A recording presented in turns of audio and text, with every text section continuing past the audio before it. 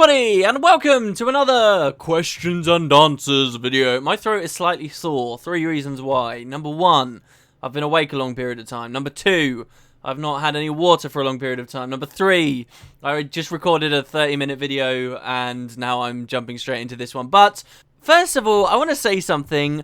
Wow, you guys really responded to my very sarcastic comment at the end of the last Q&A about Guild Wars 2 Daily coming back. In all honesty, I might do 2 Q&As a week if I've got space, but there's still so many more videos I want to produce outside of these, right? I've got I've got 2 more, maybe even 3 more World vs. World Edge of the Mist videos I want to put up. I've got more concepts about a competitive series with World of Enders that I've been thinking about doing. I've got various builds I want to talk to you guys about now. There's a lot that I want to put up, so and especially the main reason why I'm not going to be doing lots of Q&A is a reason that someone quite rightly put in the comments too, that you do run out after a while. I had so much to say before launch of Guild Wars 2, and then I played it, and then I sort of burnt out. I ran out of things to say. So I'm not going to do too much Q&A, but man, it's coming easy and it's going pretty good at the moment. So let's jump in. I grabbed a whole bunch. We will see how we go. First one's from Egda Doiran, who says, what do you think we'll be getting for Wintersday in terms of lore? Well, the patch is now out, and specifically to this patch, we didn't really get very much, if anything, new. Some of the dialogue looks exactly the same as it looked last year. Actually, there have been elements of Wintersday that have been cut. This idea of the airship flying around from city to city to city, we unfortunately don't get, and that's a big shame to me. I enjoyed seeing the airship in, the Grove and whatever last year, and it added that extra element to it. You had the final stuff at the end, but it added that extra element, which we don't have this year, and yet, there's still lore about, how this is the Infinirarium's final stop. I actually think that the lore for Wintersday now is a lot more boring than it used to be. At least it used to be about the larger mythos of the universe and the nature of the gods and stuff. Now, it's just, what is it? It's a festival that some races are sort of doing because the humans still like it, and many humans don't even, worship it in the same way as they used to. And at its core, Wintersday is still about bringing in the new year, the end of the season of the Colossus, the beginning of the season of the Zephyr, except that it doesn't have the stuff, Dwayne versus Grenth, this idea that there was a battle between the two gods, and whoever won determined how long winter was going to last. If Grenth won, then it meant that the winters would last longer, but if Dwayne won, then it meant that we would have an early spring, which had consequence. I liked the idea of an early spring because it was one of those realistic things to me. It was like a subtle nod to the idea that the people of Tyria were poor, and, this was a world hundreds of years ago where agriculture was important, and, an early spring would be important for these farmers and these people's livelihoods.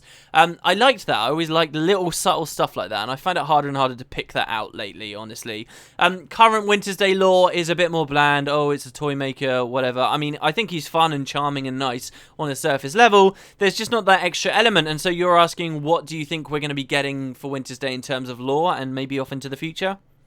I don't know. I think maybe they're willing to let Wintersday rest largely now. Smaller updates like the Dolly-Axe each year going forward, but Wintersday's kind of in place. And I think you can't look at what they do at Halloween as being a perfect example of everything they can constantly do at Wintersday, because Halloween is sort of their special baby, it was their first ever update, and they always try to go the extra mile. That said, I'm talking in massive generalizations about things that they're going to add to Wintersday years and years and years down the line. 2 Wintersday updates, we're talking about 2 years. I don't think even ArenaNet themselves can predict that far forward. In fact, I know they can't. That's why they don't say stuff like, oh, we can't promise there will never be another tier of gear. It's because you don't know 2, 3, 4, 5 years down the line. So is it even worth talking about? I think so, yes. Because I do miss that element, and hopefully one day we will get it back. There could be some massive lore bomb at some point when we eventually do get to defeat the Elder Dragons. That's not something even on my mind at the moment with this game. The actual idea that we're going to eventually kill all the Elder Dragons, Like, that's almost inconceivable to me. It feels like it's on such a long time scale and it's so far away. So many expansions potentially, or so many living world updates before we ever get there, you know, in a really quality way. But maybe that's the problem. Maybe one day we will be surprised and we will have killed the Elder Dragons and the human gods will have returned, because that's the way these cycles work, perhaps. And then we're looking at more interesting stuff with Wintersday again. And maybe that's closer than we all thought, but who knows? Lich Queen Kathy says, Scarlett's not a Mary Sue. This wasn't necessarily a question, but something that I completely agree with. Said that Scarlett's not a Mary Sue, but she is annoying as all hell. Yes, that's completely true. I want people to describe to me in the comments, why does everyone call Scarlett a Mary Sue? My understanding of a Mary Sue character is something that the writers plop in there to, like, embody themselves in some way, to, like, represent the author themselves. Like, how is Scarlett that? Scarlett is just annoying. Maybe this is me being completely ignorant, but I really don't understand why people call her a Mary Sue. But maybe I'm just completely missing it. Anyway, Michaelo, sorry, the next real question is from Michaelo, who says, I have a question that I can't seem to find the answer to. What happened to the dinosaurs that were introduced in Eye of the North? Apparently they're dead now, but I can't find out how or why. How did you even find out that they're dead? I mean, I guess we have to assume that the ones that are on the Tarnished Coast are dead. Or do we? I mean, there's a large chunk of the Tarnished Coast that we really don't get to see. I mean, if you think about it, the area of the Tarnished Coast, the Grove, like the map that the Grove takes up, is this huge chunk of the world, and really we only see a very small section of it. Ratasum, we really only see a very small section of the map. There's a lot of stuff out there, but it's all, you know, completely placeholder, and there's no enemies or mobs or patrolling things. And then there's a huge chunk of the world that's not a part of the Ratasum or the Grove, between them and to the left of Ratasum. Like, there is still a lot of the Tarnished Coast, really. I mean, if you count the inner bay of the Sea of Sorrows, it's still the Tarnished Coast, then yeah, we've seen some of it. But much of that terrain now is inaccessible anyway. Could there still be dinosaurs there? I'd like that idea. It is curious to me that, I mean, the dinosaurs were such a cool idea to be added to the game, and they were implemented well, and they were fun, and they added a lot of flavour to the Tarnished Coast. And then ArenaNet decided not to bring them back for Guild Wars 2. This I find curious because the dinosaurs were only added with Eye of the North. Eye of the North being the precursor to Guild Wars 2. Eye of the North being the thing that introduced us to a lot of the Guild Wars 2 themes and characters. You know, it was in Eye of the North that we met the Asura, and we heard of the Sylvari and saw them growing in their pod and saw all this stuff. And then they also introduced us to the dinosaurs, which in the end weren't used at all. Maybe there was just some conflict. Maybe they didn't have time. Maybe they thought, hey, you know, dinosaurs are cool, but we can't do them cool enough or something. Who knows? Maybe it was just something they didn't pay much attention to. I thought they were always really cool, though, and I'm sure they're not totally against it. I've also definitely not heard of any lore as to why they would have disappeared. There was barely any lore in the first place about why or who they were, you know, at the best of times in Guild Wars 1. I think Dinosaur wasn't... I barely even remember that name being used in Guild Wars 1. Let me search the wiki so that I can see. Dinosaur. This was a Guild Wars 1 dinosaur, but there were many other types. There were like T-Rex looking ones, Tyrannus, they were called Angarodons, Ceratodons, Raptors, and Ferrothrax. I mean, Raptors are still about. So there's that. There were also the Armored Saurai and the Trihorns, but they're just not about, and there was very, very little lore anyway. I'll give it to you. Dinosaur, this is directly from the wiki, so dinosaurs are found on the Tarnished Coast and Sparkfly Swamp. They stay together with members of the same species, so when you fight them, you fight members of the same profession. Lower level dinosaurs stick together in bigger groups than higher level dinosaurs, which wander in groups of 3 or less. The less carnivorous species will devour small creatures crossing its path. As you can see there, that's not really lore, that's just game mechanics and things that the devs had programmed into their behaviors. There's not much else. Emma S says, hey WP, you said something about posting an engineer build video. Nudge nudge, I'm a sucker for your build videos. Thank you very much. I'm always so like aware of the length of my build videos because like you just keep going and going and going. There's so much to say about a build, guys. There's so much to say. Engineer build, yes, do expect it pretty soon. I'll tell you now, if you're desperate to like make a build and you just don't know where to start, my build looks really dumb just to look at the trait spread, but since the patch, it's actually really strong. I run 30 in the first line, 30 in the second line, and 10 in the last line. The 10 in the last line is for speedy kits, which basically gives you as an engineer permanent swiftness as long as you have a kit equipped. When you equip a kit, you gain swiftness basically, and then you can just unequip it and re-equip it whenever you want and get more swiftness. So that's the 10 in the bottom line. It also gives you a bit of crit damage. But the top 2 lines are giving you massive power damage, massive condi damage, and it's a grenade build. I have all condition damage gear. I'm like split rabid and carrion, mostly carrion at the moment. But the traits you take are the Grandmaster in the top line is Grenadier, so you get loads of grenades you can throw. And the Grandmaster in the second line allows you to do 2% more damage per condition on the target foe. And the way I have my spec set up is that you run Perplexity Runes and a Sigil of Tormenting. That trait never used to work while you were throwing grenades. It would only be while you had a pistol out, but that trait now changed with the most recent patch. And it means this spec, okay, the way that I set it up is you have 11 conditions on the enemy. Like, it just spams mass amounts of conditions, a variety of conditions on them. And each one gives you 2% more damage, so you do 22% more damage to the foe at all times. Like, it's really strong, and grenades themselves are great split power condi damage, so it's a huge buff to that spec, and it's a lot of fun seeing just tons and tons of condis ticking off of people. That's the general premise behind what I've been doing with my engineer, and I will be posting that video as a world versus world roaming perspective video, because like, you could do a build video on the same build, but it could be totally different content-wise depending on whether you're using it for speed clearing dungeons or in World vs. World or a PvP variant. Like, it is pretty crazy the way that this game works. So, but that will be my perspective because that's what I've used it mostly for, and that's where I have most fun. Kamikaze Kane says, hey WP, is there an organization method for your inventory space and the locations of the items, or is it all just randomly placed and kind of put into random places? Because every time I see your inventory, it looks extremely disorganized. I do have an inventory method. I have an invisible bag at the very bottom. This is my old method. It's completely changed now, and this is the reason why I picked this question. But my old method was I had an invisible bag at the bottom that had different gear sets for me. So it would either be my condition damage. So talking about my elementalist here, it would be my condition damage set, which I never really equipped after I played around with it for a bit. But I had like a condition damage set, and that included weapons, armor, and trinkets for it. Or it would be my Cleric's boon duration set for my Elementalist when I'd run maybe Signet sharing support spec. And I would have that. That would be in my bottom bag, and it would just be full of weapons and stuff. And then, like, if there was a leftover slot, I would put Black Lion chests in there so that they just stack up out of sight, out of mind. Then at the very top, I would tend to have stuff that I'm going to want to click on a lot, but nonetheless is like consumables. So I would have, you know, my food, I would have my utility stuff, I would have my mini pet up there, and then I would have like a bunch of toys up there too. I would have stuff like useful things like fire elemental powder and ogre pet whistles. A lot of the only remaining useful items in the game after that series I used to do on consumable items. Like, all of that stuff got nerfed mostly, but the good stuff I still keep in my bag. And then on top of that, I just have like fun stuff. I have like plastic spider tonics, because you can become a giant spider, and then I have like golem arms, and you can pop the golem arm and become this hideous massive abomination of a spider thing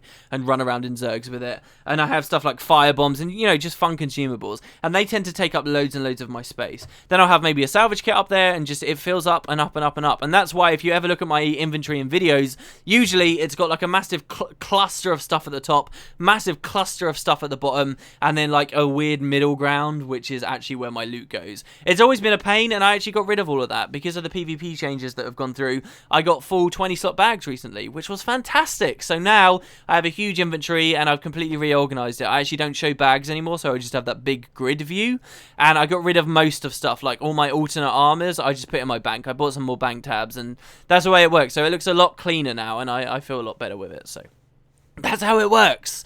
Sorry, I spent so long on that. Such a bizarre question to spend so long on. But next we have a question from Repulsive, who says, do you still view Ellie as your main, or is Engineer your new favourite class? Will you be going for Legendaries on your Engie, or do you see yourself going back to Ellie? I have been considering going for a Legendary on my Engineer. But I think I won't be making any serious considerations until the Precursor Scavenger Hunt comes out. On that topic, guys, ArenaNet months ago, like in June, July, put out that roadmap thing for this year, things that they wanted to go into Guild Wars 2 by the end of the year. Pretty much all of it's in the game except for the precursor scavenger hunt. Isn't that interesting? I find it very, very curious how they've struggled with that for so long, been so scared of that for so long. And it's because no matter what they do, the community is going to be disappointed. Too many people are looking at the precursor scavenger hunt as a way to get a precursor easily, a way to get a precursor cheaply. And it's not going to be that. People don't know that, and ArenaNet don't want it to be that. They can't just completely undervalue all existing precursors necessarily, or legendaries. It's not their goal to make legendaries more common and more attainable for you. It's just meant to be a non-RNG method of getting the stuff. And therein lies the problem. I think many people don't truly understand that, or they just immediately think in their head, oh, it's non-RNG, that must mean it's easier. And it could be a bigger gold and a bigger time sink than even the Mystic Forges right now. And I think ideally that's how ArenaNet would want to implement it. I don't know, maybe that's just me and I'm projecting. But whatever system they've gone with, they're trying to keep everybody pleased, and it's a scary thing to do. Things have been data mined recently though, and they do seem to be making progress. I don't know whether we'll see it by the end of the year. Surely they would have said it if we were going to see it before the end of the year. But yeah, it does seem to be coming pretty soon, and when it does, I might go for a legendary on my engineer. However, Elementalist is still absolutely my main, especially given this week I've spent so long PvPing exclusively on my Elementalist. Engineer is fun, and I feel like I do way more damage, put out way more pressure on my Engineer, as long as there's no other, heavy Conti specs around, or too many heavy Conti specs. But Elementalist is probably always going to be my mainstay, unless something really significant happens to Elementalist. But they're so bad at the moment, like in the current meta, at least for PvP. I only see us as going up, so I'll probably enjoy them for a long period of time. I'm not even going to try and say this out loud. ZFXBZHDZD. Like, what? How do you even remember to type that in on YouTube, which frequently logs you out now? Does anybody else have that? I always have that. Do you think that they will ever answer who built Mox or Gox, etc.? I don't know. I really don't know. I want them to. When I read your question, the reason why I picked this question was because as I read it, I sort of felt something. I was like, man, wouldn't it be great if they actually answered that?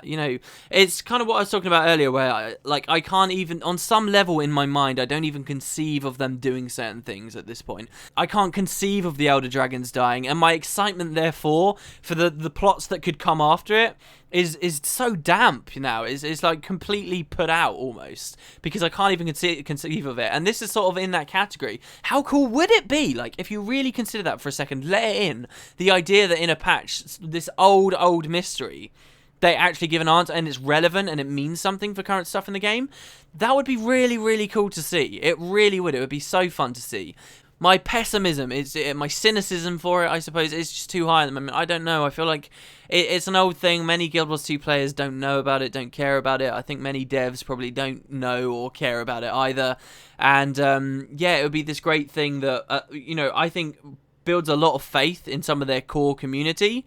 But, maybe that's not a priority right now. Maybe. But it would be a great idea. It really would. And we'll see what happens in the future, whether weird things like this, like the Lich from Halloween and Guild Wars 1, stuff like that, if it does get answered. I talked about this on a different video recently about, their philosophy with open mysteries and whether you ever honour them or not. And we won't go into that too far today. TOAO, Pecan Square, says, Pecan Square, by the way, lovely place. What do you think about the fact that Guild Wars 2 has instance maps? I feel it takes away from the feeling of a true open world. Watching your 2009 trailer video, I did get the feeling that back then it was still meant to be a real open world. Some areas look like if you entered Lion's Arch. This also fits in a little with the waypoint discussion. Speaking about that video, by the way, I did that whole bit on that video about that open field and that tree. That's all gone now. The tree is gone and the terrain is totally gone. I'm so glad that I took the time to produce that video when I did, because that's just been destroyed. Like, that tree that meant so much, it's gone. That one thing I could be like, hey, look, this is still here, but everything else has moved. Now the tree's gone too. Oh, how times change. Yeah, I think it does take away a lot of the immersion. There was another question someone asked about first-person mode and, its value for immersion in the game. And I think it does. But, is this something where you can really ask for? I think if it was feasible, ArenaNet would have done it. The Guild Wars 2 engine, I believe, is actually at its core the same as the Guild Wars 1 engine. They just like heavily modified and upgraded it or something. I don't know. But I remember hearing something about that, and if you look at the first game too, it was designed to have many, closed off maps like this. And I feel like they just sort of did it again with Guild Wars 2. There was a quote there, it's well known that the World vs. World devs absolutely before launch, absolutely wanted to make World vs. World maps as big as they possibly could. And you can see the World vs. World maps that we got there. So it does seem to be a hard limitation that they have, something to do with maybe network lag. It's got to be network lag, surely. It's just a hard cap that they have on the way that their game works that means they couldn't have massive open worlds like you see in other MMOs. And I think that does come at a massive cost to what Guild Wars 2 is. And I wonder as well whether they, having the choice, could go back to recreating Guild Wars 2, would work harder on removing that limitation entirely. Because I think the game could could have been very, very different if it didn't have that in it. But I think it was a necessary evil for getting what we got. And I don't see the sense in wondering otherwise now. Nehez the Rackful says, what do you think about implementing the real organised raid concept in Guild Wars 2?